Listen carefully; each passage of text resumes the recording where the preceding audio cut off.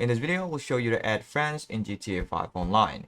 If you find this useful, then please consider subscribing and liking the video. Alright, so adding friends in GTA 5 Online makes it much easier to play together. Once someone is on your friends list, you can quickly invite them to your session, join their game, send game invites, and team up for missions. Now to add someone to your friends list, you need to press home on your keyboard to open the Rockstar Social Club overlay. After you do that, you want to go to the social tab, and here you can see all of your friends list. Now to add a player, you can go to find player and then search the Rockstar Games nickname. Once you find it, you can click the add friend icon and the friend request is sent. Now to accept a friend request, you can go to friend request tab and accept it just like that. Once accepted, both of you will appear in each other's Rockstar friends list. Now if you open up the pause menu and go to friends, they will appear in the list. Here you can join their game or send game invite to invite them to your session instead. Now if you want to add random players, you can go to online and then players. Everybody in the session you're currently in will appear in the list. You can click on their name and send a friend request from here. You'll open up the Rockstar social features again and send the friend request. Now you just need to wait for them to accept it, and after they accept the request, they'll be in your friends list as well.